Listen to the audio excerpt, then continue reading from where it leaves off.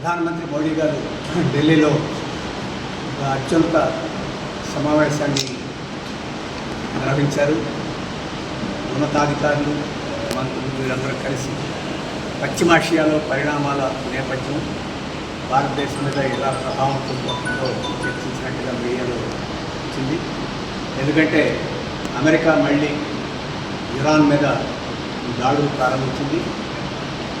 ఆ రకంగా వారి ఇన్ఫ్రాస్ట్రక్చర్ దెబ్బతీసే పని కొనసాగిస్తుంది.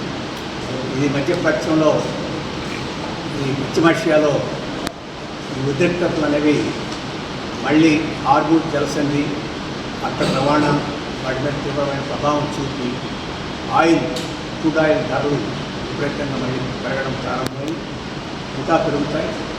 ఆ పరిస్థితి కొనసాగితే భారతదేశం మీద చాలా తీవ్రమైన ప్రభావం ఉండే అవకాశం ఉంది.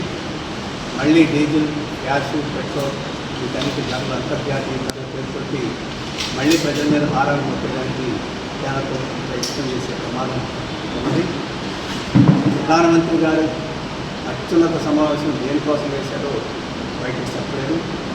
మళ్ళీ అమెరికాకి సేవ చేయడానికి, అమెరికా యుద్ధోన్మాలను మద్దతు ఇవ్వడానికి కోసం వేశారా, లేదు ఈ పశ్చిమాసియా పరిస్థితులు భారత ఆర్థిక వ్యవస్థ మీద తీవ్రమైన ప్రభావం చూపిస్తున్నాయి కాబట్టి వెంటనే యుద్ధం ఆపేయాలి, శాంతి వడపై తీర్చుకోవాలి, అమెరికా ఇజ్రాయెల్ తమ దాడుల్ని సంహరించుకోవాలని చెప్పేసి డిమాండ్ చేయడం కోసం వేశారని చెప్పేసి కేంద్ర ప్రభుత్వం స్పష్టంగా ప్రకటించాలి. ఇప్పటి వరకు అమెరికా యుద్ధ సన్నాహాలని, యుద్ధ ప్రయత్నాలని సంపూర్ణంగా మద్దతిచ్చి ప్రపంచానికి హాని చేయడమే కాదు, మన దేశ ప్రజలకే హాని చేశారు, దేశ ప్రయోజనాలకే హాని చేశారు మోడీ గారు, మోడీ ప్రభుత్వం. అటువంటి లొంగుబాటు వైపు, అమెరికా ప్రయోజనాలకు అనుగుణంగా వ్యవహరించే దాసోహ వైఖరిని వెంటనే కేంద్ర ప్రభుత్వం విడనాడాలని, మన దేశ ప్రయోజనాలైనా దృష్టిలో పెట్టుకొని యుద్ధ నివారణకి తీవ్రమైన ప్రయత్నాలు మన శక్తినంతటిని ఉపయోగించి చేయాలని చెప్పేసి మేము డిమాండ్ చేస్తున్నాం. ఈరోజు బ్రిక్కి ప్రెసిడెంట్గా ఉండి బ్రిక్ దేశాలు అత్యధికం వారందరూ ఈ యుద్ధాన్ని వ్యతిరేకిస్తుంటే దానికి అధ్యక్షత వహించే భారతదేశం ఈరోజు యుద్ధానికి సానుకూలంగా, అమెరికా సానుకూలంగా వ్యవహరిస్తున్నది శోచనీయ విషయం, అవమానకరమైన విషయం. మనం ప్రపంచ దేశాల్లో ముఖ్యమైన దేశం, ప్రపంచ రాజకీయాల్లో ముఖ్యమైన పాత్ర నిర్వహించాల్సిన దేశం ఈ రకంగా అచేతనంగా వ్యవహరించమని చెప్పేసి న్యాయం కార్యక్రమం అక్కడ సిపిఎంగా మేము డిమాండ్ చేస్తున్నాం. వెంటనే తమ వైఖరిని మార్చుకొని అమెరికా దుశ్చర్యను ఖండించాలని, యుద్ధాన్ని ఆపాలని చెప్పేసి మనం ప్రయత్నం ప్రారంభించాలని చెప్పేసి కోరుతున్నాం. మరో విషయం, ఈరోజు పార్లమెంట్లో ఈ ప్రవేశ పరీక్షల ఎంట్రన్స్ ఎగ్జామ్స్ లీకేజీలు నివారించడం కోసం గట్టి చట్టాన్ని తీసుకొచ్చామని చెప్పేసి మోడీ గారు చెప్పింది. గట్టి చట్టమా కాదనేది భవిష్యత్తు వచ్చింది. కానీ ఇప్పుడున్న చట్టాల ద్వారానే లీకేజీని అరికట్టే అవకాశం ఉంది. కానీ బీజేపీ పరిపాలనలో పదే పదే లీకులు అవుతున్నా కానీ పెట్టించిన పరిస్థితి ఉంది. కేంద్ర ప్రభుత్వం మాది నైతికమైన ప్రభుత్వం, నీతైన ప్రభుత్వం, అవినీతి చీల్చి చెండాడే ప్రభుత్వం అని చెప్పేసి చెప్పుకుంటుంది. ఈరోజు ఈ లీకేజ్ జరిగితే చిన్న స్థాయి ఉద్యోగుల మీద దాడి చేసిన తప్ప దీనికి ప్రధానమైన సూత్రధారులు తప్పులేదు.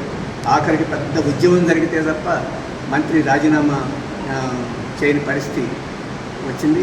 అయినా కానీ మళ్ళీ లీకేజీని అరికట్టే చట్టం చేశారు. ఈరోజు దేశమంతా కోరుతుందంటే ఆ ఎంట్రన్స్ ఎగ్జామ్ నిర్వహించే సంస్థనే మూసేయాలని చెప్పేసి కోరుతున్నారు. అలాగే ఎంట్రన్స్ ఎగ్జామ్స్ని ఇంతకుముందు ఏదైతే వికేంద్రీకరణ పద్ధతిలో నిర్వహించేవాళ్ళో ఆ వికేంద్రీకరణ పద్ధతిని పునరుద్ధరించాలని చెప్పేసి అందరూ కోరుతున్నారు. చాలా రాష్ట్రాలు అసలు నీటిని రద్దు చేయమని కోరుతున్నారు. వాటన్నిటినీ ఆలోచించుకుంటారు. అక్కడ చట్టం గట్టి శిక్షలు వేసే చట్టం చేస్తామని చెప్పేసి చేసామని చెప్పేసి ఈరోజు దేశంలో ప్రచారం చేసుకుంటున్నారు. అది అసలు సమస్యల పరిష్కారం కాదు. అందుకనే భారత కమ్యూనిస్ట్ పార్టీ మార్క్సిస్ట్గా మేము డిమాండ్ చేస్తున్నాం. మొత్తం ఆ నేషనల్ ఎంట్రన్స్ టెస్ట్ నిర్వహించే ఆ సంస్థనే రద్దు చేయాలని చెప్పేసి కోరుతున్నాం. అలాగే నీటిని వికేంద్రీకరించాలి అని చెప్పేసి నేను కోరుతున్నాం. వాటి మీద కేంద్ర ప్రభుత్వం ఆలోచించాలని చెప్పేసి డిమాండ్ చేస్తున్నాం. అలాగే రాష్ట్రంలో ముఖ్యమంత్రి చంద్రబాబు నాయుడు గారు, వారి తనయుడు లోకేష్ గారు నిరంతరం ఆంధ్రప్రదేశ్ ఒక పెద్ద హబ్ కాబోతుంది, ప్రపంచ పెట్టుబడులన్నీ ధారాళంగా ఇక్కడికి రాబోతున్నాయని చెప్పేసి ఒకటే వదలబోతున్నారు. ఇవాళే పత్రికలో వచ్చింది, ఇక్కడికి వస్తామని చెప్పిన టాటా పవర్ వారు ఛత్తీస్గఢ్ వెళ్ళిపోయారని చెప్పేసి. ఎందుకు వెళ్ళిపోయారో వారి సమాధానం చెప్పడం మంచిది. దానికన్నా మించి ఈరోజు భోగాపురంలో ఒక ఎయిర్పోర్ట్ని ప్రారంభించడానికి మోడీ గారిని తీసుకొస్తున్నారు. ఆ ఎయిర్పోర్ట్స్ ఒక ఉత్తరాంధ్రకి ఒక గేమ్ చేంజర్ లాగా ఈరోజు ప్రచారం చేస్తున్నారు. ఇప్పుడు విశాఖపట్నంలో ఉండే ఎయిర్పోర్టు ఇంకో 15 సంవత్సరాల వరకు విశాఖపట్నంలో ఉండే ఎయిర్ సరిపోతుంది, దాన్ని మూసేశారు.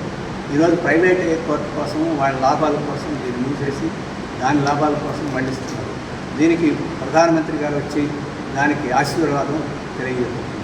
ఈరోజు ఆ భోగాపురం ఎయిర్పోర్ట్ చుట్టూ ల్యాండ్స్ని కొని పెద్ద పెద్ద రాజకీయ నాయకులు, వారి అభేదారులు వాళ్ళందరూ లబ్ధి పొందడానికి ఇప్పుడు అది ప్రస్తుతం ఉపయోగపడుతుంది తప్ప అంతకన్నా మించి ప్రయోజనం లేదు.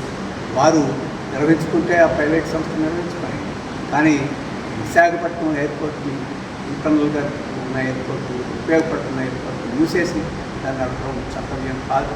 దానికి ప్రధానమంత్రి గారు వచ్చి ఒక ముద్ర వేసుకోవడం అని చెప్పేసి అంతకన్నా మంచిది కాదని చెప్పేసి నేను అభిప్రాయం.